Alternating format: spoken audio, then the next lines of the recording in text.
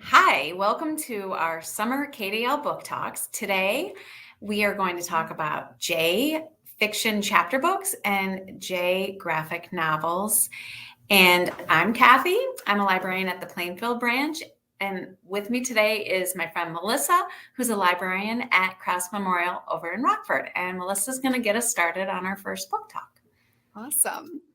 All right, so the first book that we have to share with you today is one that I'm reading with my kids right now. And it's called The Unforgettable Logan Foster by Sean Peters. It's a debut novel by a brand new author, and it's the first book in what's certain to be an awesome new series for young middle grade readers. It follows Logan Foster, who's our protagonist right here. And he's grown up in a transitional orphanage because he was abandoned at birth. And the story is told as if Logan is writing a letter to his long-lost younger brother. Now, Logan is a super duper special kid. He not only has a photographic memory, but he's also autistic. So he's got a really dry sense of humor. He's obsessed with facts, and his voice is just like a really unique, wonderfully engaging voice that I just don't hear that often in middle grade stories. And I love it. I really, really, really hope we get more Logan Foster books simply for his voice. Nonetheless, he has been going through foster parents after foster parents because he's kind of an unusual kid. It's hard for him to find some place where he really belongs. He's gotten sent back to the orphanage a few times. So his new set of foster parents are Margie and Gil. And at first, Logan just assumes, oh, well, we'll see how long this lasts. But then when he gets to their house, he starts to realize some weird stuff is going on. Like Gil never eats dinner with them. Logan literally never sees him eating anything.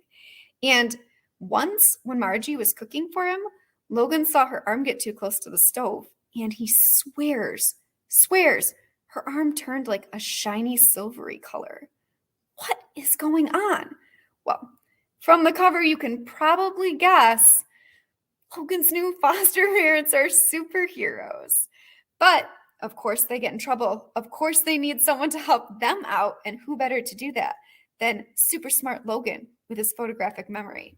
You'll have to read the story to figure out all the shenanigans they get into and all the fun that they have.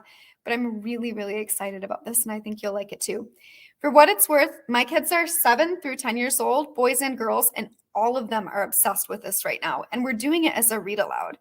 It's got nice short chapters, and there's illustrations every 5 pages or so, which makes it really engaging, I think, for a younger audience too. I'd recommend it for ages 7 through 10, probably, but as an adult, I like it too. It's also available only in print and on CD. So if you're looking for a digital book, this probably isn't the right pick for you, but I'm hopeful that it's going to come out in a digital format soon. All right, Kathy, what do you have for us? My first book is Karthik Delivers, and it's by Sheila Chari. And I love that the main character in your book had an amazing memory because Karthik does as well. He's really good at remembering everything.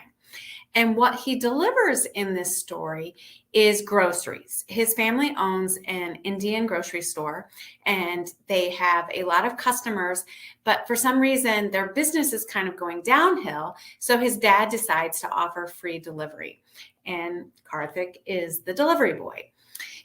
One of the customers who he delivers to is a young graduate student, and she is writing a play about Leonard Bernstein. And she thinks that Karthik looks like a young Lenny Bernstein. So she convinces him to be the star of this play that she's writing for her thesis. And it's a great story. Karthik is finishing up middle school, and he's delivering groceries, and he has a crush on a girl, but he's kind of being bullied by the popular kids, and the girl he has a crush on seems to like him and is really nice as long as the popular kids aren't around. Karthik is terrified to tell his parents about this play that he's going to be in, but they do find out. And it's a great story about a young man who lives in the city of Boston and his friends and different types of families. So I really enjoyed this, and I highly recommend Karthik Delivers by Sheila Chari. Cool. All right. Well, the next book that I have is called Cress, Watercress. And I was just so interested in this book the first time I saw it. And you can probably guess it's because the cover is gorgeous. So Cress, Watercress is a brand new standalone novel by Gregory Maguire, who is the person who wrote Wicked. And he's teamed up with David Litchfield, who is a somewhat well-known children's picture book author, to bring you this fully illustrated chapter book about bunnies. So Cress is our main character. She's right here. She lives with her baby brother Kip and her mom and dad in a little hollow in a tree. And they have a beautiful pastoral life. And then one day, when her dad goes out on a nighttime honey collecting experience, he never comes home. And Cress, her mother, and Kip are forced to leave the home that they've lived in. And they have to go on a long journey to move into the basement of an old, run-down oak. And they've got a ton of noisy, annoying new neighbors. And they meet a whole bunch of new people along the way. And Cress finds herself going, is this ever going to be home? Will life ever be good again?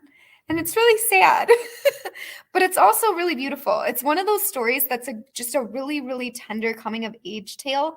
It reminded me a lot of like Wind in the Willows and a lot of Kate DiCamillo's animal stories. So if you enjoy those books, I think Cress Watercress is a great pick for you because it's got all of those themes, that style of writing, but it's also got these beautiful full color illustrations throughout the book. It's also really, really short chapters. And I know as a mom, I sometimes struggle with finding amazing books that I want to read my kids, but if those chapters are really, really long, it's hard for us to get through them at bedtime. These are great short, like 3 pages and big full page illustration chapters. So if you've got littles who are interested in like a more mature, beautiful story, this is a really, really easy read aloud because those chapters are short. I'd also just recommend it for ages 8 through 12 as a independent read too. Because it's a coming of age story, Cress is very much like an adolescent rabbit. So she's asking questions about family and friendship and belonging and community, some of those bigger questions too. So it'd still be engaging for older readers as well. It's available in print and it's also available on Libby as an ebook if you'd like to read it that way. All right, Kathy, your turn. My next book is Shelter by Christy Matheson. And this is her first novel. Christy Matheson has written a number of picture books like Tap the Magic Tree, Touch the Brightest Star, and Bird Watch. And like Cress Watercress, the main character, Maya, becomes homeless. And so she and her family are living in a homeless shelter in San Francisco. And she has to take the bus, actually more than one bus, across town. When her mother takes her to the bus, they can walk, but her mom doesn't want her walking on her own. So she has to transfer, and her dad is in the hospital, and there's a lot of stress. So it is the story about what happens to Maya on a very rainy, cold San Francisco day, and how she gets to the school and all of the different adventures that she goes through. I am in the middle of this book, so I don't know what is going to happen at the end, but I'm very interested to find out. And it is a great book, and it is only available at this point as a book from KDL, and as is my first book that I spoke about, Karthik Delivers. So I still think Shelter is a great book, And hopefully it maybe will become an ebook or an audiobook as well. All right. I was in San Francisco this winter, so I would be really interested in reading that. So I want to take a moment to share a couple of graphic novels with you guys, because if you're like me, you are super stoked about how many graphic novels are being published these days. That like niche of middle grade has just exploded. And the first one that I want to share with you is one that I've been so anxiously awaiting. It is the first book in a brand new series called the Rima Chronicles. And book one is called Realm of the Blue Mist. It follows our protagonist, Tabitha. Her father was a scientist studying a tree in their hometown that was emitting a suspicious and mysterious blue mist. And when Tabitha was about 8 years old, her father died. And she had been watching this tree emitting the blue mist for years. And one day she had seen a ghost lady come out of it. Now, everybody else is convinced that the blue mist is what killed her father, but Tabitha is certain it was the ghost lady. And she is just obsessed with figuring out why and how this all happened. So for 8 years, she goes back to this mysterious tree and waits and waits and waits. And then one day, she sees somebody there. Is it the ghost lady? No. It's a mysterious boy with blue hair. Where did this guy come from? He looks otherworldly. He looks like he just came out of nowhere, and he disappears just as quickly. Before Tabby knows it, she's been whisked off into an alternate universe where this boy with the blue hair promises he will help her get home. But the longer that she spends time in this alternate universe, the more questions she has about her father's work and his death, and even if her destiny might be bigger than just finding her way back home. I am so excited about this series. If you recognize the author's last name, her husband, Kazu Kibuishi, is the creator of Amulet.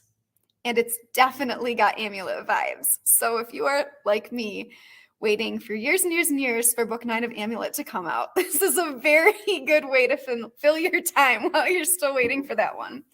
It also gave me Cleopatra in Space vibes. So if you enjoyed that series, I think that the Rima Chronicles is probably a great new series for you to get into. It's a little bit more mature. It's got kind of like manga style art, though it is a graphic novel. I'd recommend it for ages 8 through 12, but with stuff like this, I think teens and even adults often enjoy it too. So 8 and up, I guess, is what I would probably give it. And then the next book that I want to share with you is another graphic novel, but it's very different. It's called Growing Pains by Catherine Ormsby. If the art style looks familiar, Molly Brooks is the illustrator of this one, and she did Sanity in Tallulah, or is still doing Sanity in Tallulah. Friends, Cats, Outer Space. It's another really cute series. But Growing Pains, I think, probably will appeal more to the Raina Telgemeier, Jennifer Holm reading crowd, because it's definitely focused on coming of age issues like friendship and belonging, mental health. And mental health plays a really big role in this one. Our main character is Katie, and she's got this little list of things that make her different from other kids.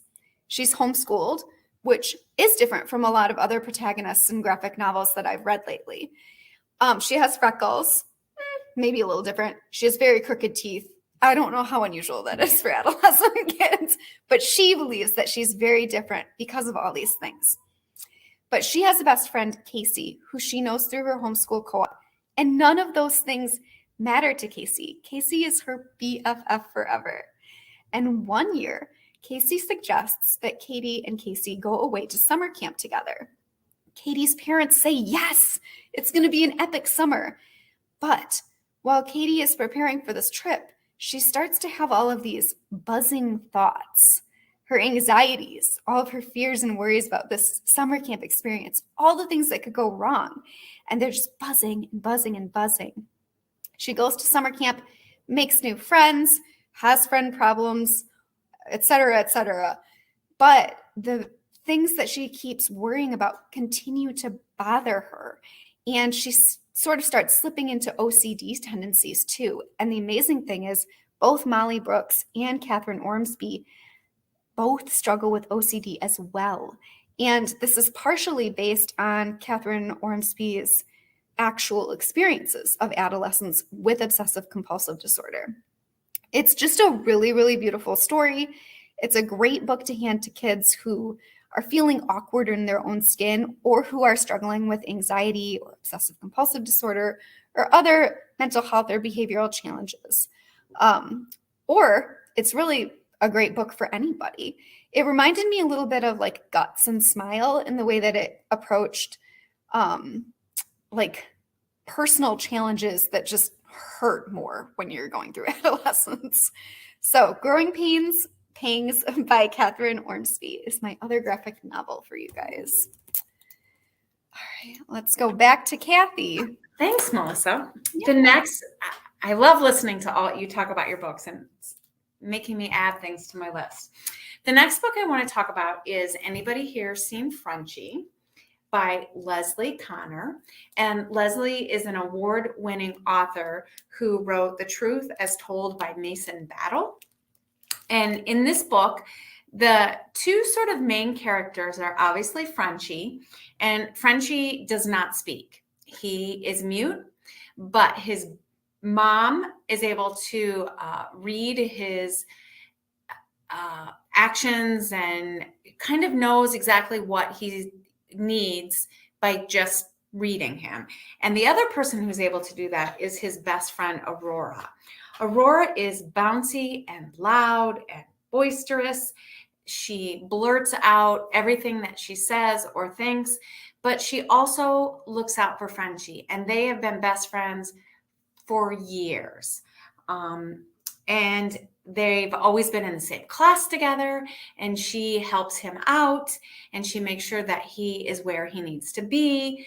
And that is terrific. But at the beginning of the school year, right before school starts, they find out that they're not going to be in the same class. And Aurora is really concerned about what's going to happen to Frangie. But then she makes two new friends who talk, and she learns great things, and she, excuse me, she has a lot of fun with these two new girls. And so one morning when Aurora's dad is dropping Aurora and Frangie off at school, Aurora meets up with her friends and goes into school, and Aurora's dad is busy with her youngest brother who's a baby, and he has an ear infection, and he's focused on getting him to the doctor. So nobody sees if Frangie actually walks into the school and meets his teacher's aide who takes him to his class. And nobody notices for a while that Frangie is missing. And it turns out that Frangie sees a piebald deer. And that is an unusual type of deer that is white with spots. And Aurora and Frangie have already spotted him one other time. Well, Frangie sees him again and decides to follow him. And the story is told in alternating voices between Frangie and Aurora. And in Frangie's mind, you can see that he is waiting for Aurora to come find him.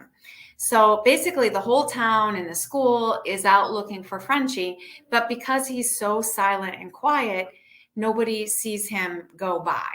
And so the whole story is about search parties and finding him and what happens at the end. And it is, it's a fantastic story. I read it and I loved it.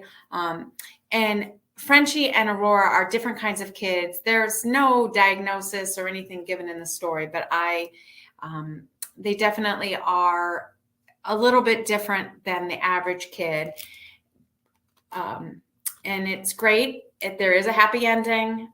Frangie is found, but you have to read the story to find out all of the near misses and all of the people who crossed his path who didn't realize they crossed his path.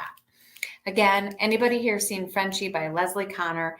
It's a great book. And this one is the only one that I read so far that is available as a book, an ebook, and an audiobook. That sounds really unique. I love narrative that's told from a really unusual perspective. Like diverse perspectives are cool. So the last book that I want to share with you guys is a little older. Almost all the books that we're book talking today were published in the last 6 months. This one was published in October of last year, but it's like the book I'm recommending universally to anybody 10 and older. So this is probably the most mature book that I'm book talking today. It's called Playing the Cards You're Dealt by Varian Johnson. And it is just fabulous. Varian Johnson wrote The Parker Inheritance, Twins. He's a Caldecott honoree, or not Caldecott, Coretta Scott King Award honoree. Really, really well-known, established author. I'm sure you've probably heard of him. This book hasn't won any awards, hasn't gotten as much attention as his other work, and I don't understand why. It's amazing. It's about spades. And I didn't know how to play spades, but if you read this book, by the end of the book, you will know how to play spades. It follows young Anthony Joplin, otherwise known as Ant. He is short for his age. It's a great name. He wears it well. He comes from a long line of Joplin men who have won a local spades tournament. And he is ready to assume his place as a spades tournament winner. He's got his partner lined up, his best friend, until his best friend gets grounded and can't be in the tournament. So what's Ant to do? Well, there is this new girl in his class, Shirley, and she's pretty good at spades. She talks a lot of trash, but she's pretty good at spades. He's not really sure if his dad or his brother or his best friend who's now grounded would approve of him playing in the spades tournament with the girl, but he really wants to win. So Ant starts secretly practicing and training for the spades tournament with Shirley. Problem is, Ant's not the only guy in his family with a secret. And his dad has some secrets too. And they're so big that they could cause a disaster if they came out. The thing that I loved about this book is that it doesn't shy away from hard topics like masculinity and family and fatherhood and addiction, but it presents them in a way that's so beautifully heartfelt. Like, this book just has so much heart. I cried my eyes out in the last chapter. Let's just say that. But it's a really happy ending. It's really beautiful. There's lots of reconciliation throughout the book, which I found really, really wonderful. And yeah, I'm literally recommending it to anybody 10 years old and older. And it could probably be fine for kids who are younger than that, especially kids who are younger than that who've experienced things like, addiction or job loss in their family. It would be a great mirror book for kids who've experienced stuff like that. For kids who haven't, it's a good window into that life too. And just fabulous writing, fabulous characters. I cannot recommend this book enough for 10 through 8th grade, but honestly, I recommended it to 4 adults who've all read it and loved it too. Also, this book is available in literally all formats. So if you want it on CD, Playaway, Libby, Hoopla, as an ebook or an audiobook, it's available everywhere. And the narrator for the audiobook, Dion Graham, he is phenomenal. I audiobooked most of this, and I honestly believe this was the best audiobook that I've ever listened to. So if you're into audiobooking and you're like, I'm going to read that, and you're on the fence about format, this is one that I'd actually recommend audiobooking because Graham's voice is just so perfect for this story. I love it. So before I continue raving about that book, that's the last one that's the last one I have, but Kathy has run one more book for us. So let's get her back here. Thanks. That sounds fantastic. I can't tell you how many times I've picked that book up off the shelf and read about the spades thing and thought, this book is not for me, but maybe now I'll actually give it a shot. It's so good. It's so good. And now we're kind of taking it down to like a happier, more simplistic thing. And I'm going to talk about the Make Way for Fenway series by Victoria Coe. And there are 2 new books called Fenway and the Bone Thieves and Fenway and the Frisbee Trick. And they're both really great beginning chapter books.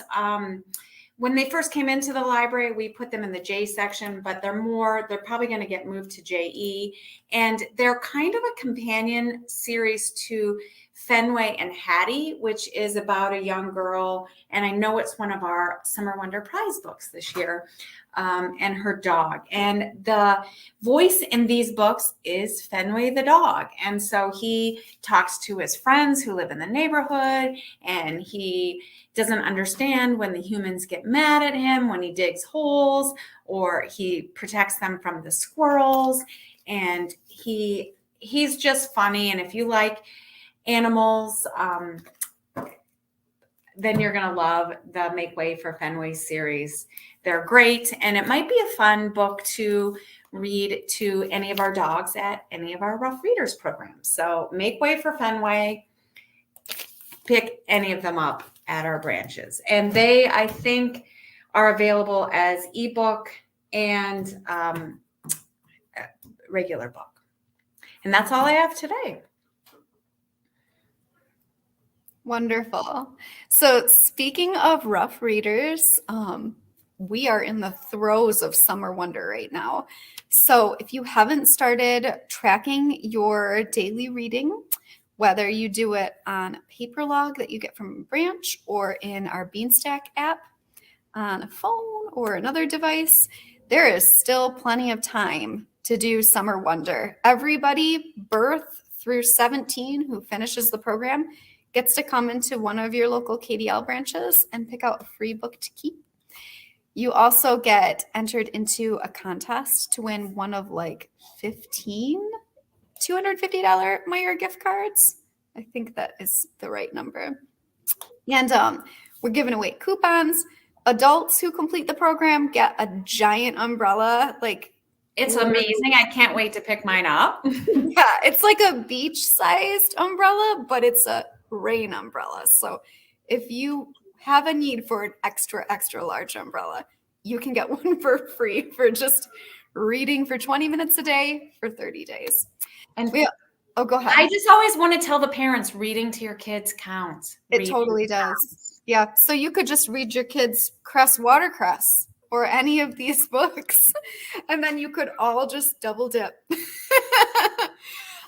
We also have a full lineup at all of our branches now of Summer Wonder programming after 2 years of either not doing it or doing it part way or doing it virtually.